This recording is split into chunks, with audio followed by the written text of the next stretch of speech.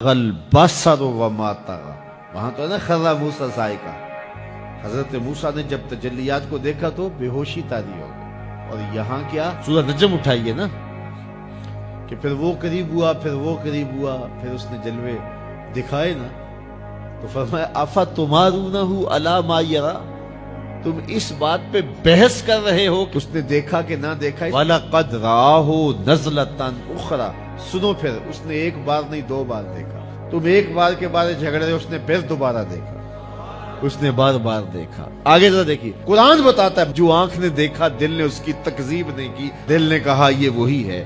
تو پہلے دل نے دیکھا تھا، اب آنکھ نے بھی دیکھ لیا۔ اب میں آپ کو ایک جملہ کہنا چاہتا ہوں، شاید آپ نے کبھی نہ سنا ہو، معراج کیا ہے؟ تو پوری گفتگو سے یہ خلاصہ آپ کے اندر اتار لے، جو دل میں رہتا ہو وہ آنکھوں میں آ جائے تو معراج ہوتی ہے۔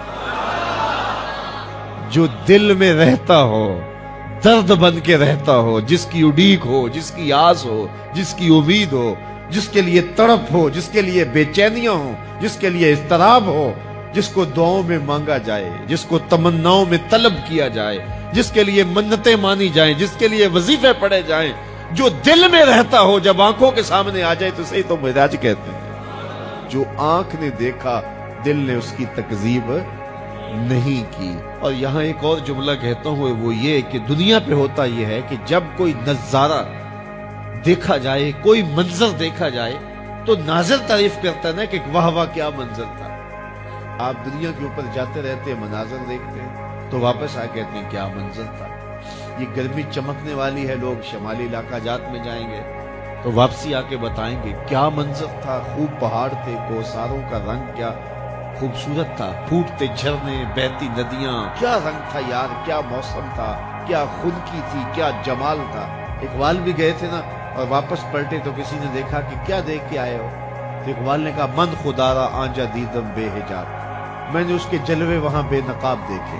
تو جب کوئی نظر منظر کو دیکھتی ہے تو پھر تعریف تو کرتی ہے نا۔ تو یہی ہوتا ہے نا کہ نظر منظر کی تعریف کرتی ہے، لیکن معراج کی شب پہلی بار ایسا ہوا جب حضور کی نظر نے اس منظر کو دیکھا تو منظر پکارنے لگا ما زاغ البصر وما طغى، واہ واہ کیسی آنکھ ہے، نہ جھپکتی ہے نہ حد سے آگے گزرتی ہے۔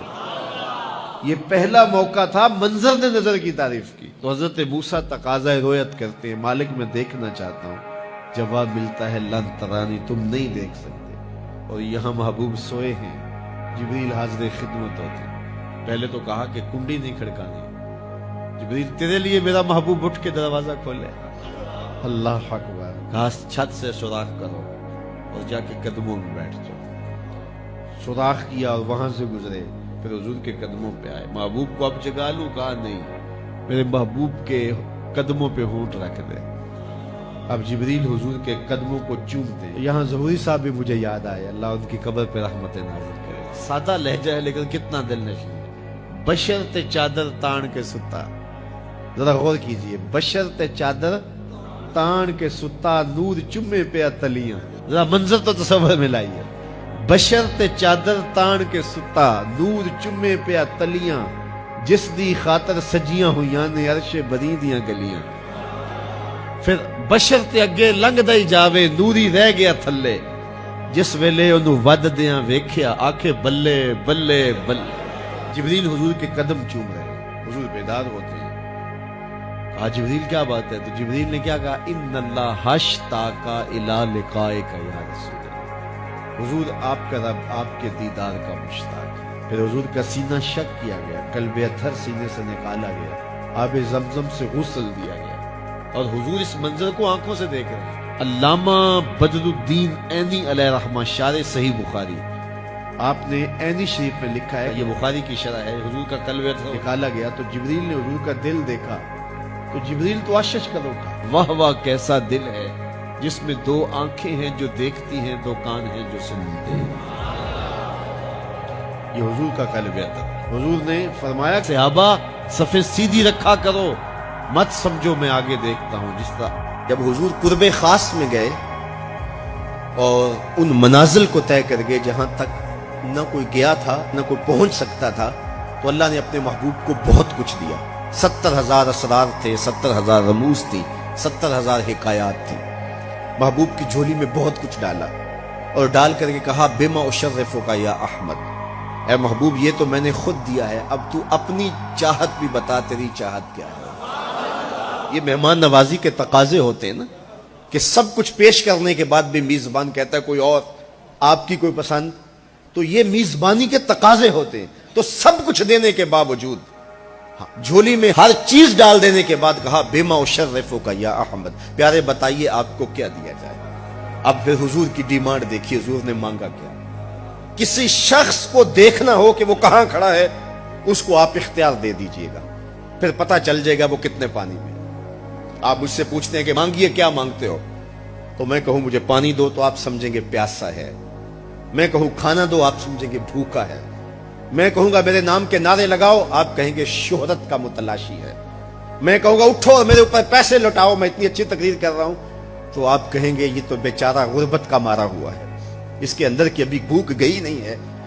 تو کسی شخص کے ظرف کا پتہ لگانا ہو تو اس کو اختیار دے دیجئے مانگ کیا مانگتا ہے۔ اور مانگنے والے جب کوئی کمال چیز مانگ لیں، وہ کیا کسی نے کہا نا میرے سوال کی عظمت تو دیکھ ہے ساقی، میرے سوال کی عظمت تو دیکھ ہے ساقی، جام نہ دے حسن طلب کی داد تو دے۔ تو کسی کے سوال سے اس کا ظرف کھلتا ہے کہ وہ کہاں کھڑا ہے۔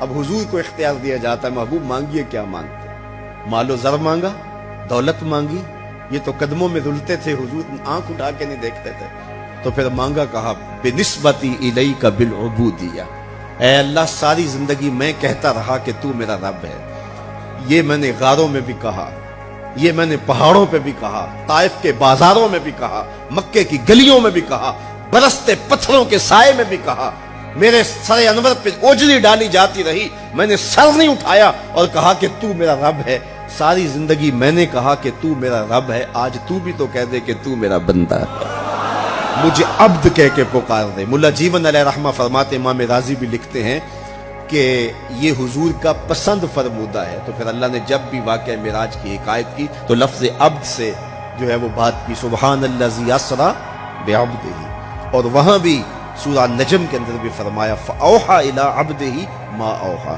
تو یہ محبوب کی چاہت پر ہے۔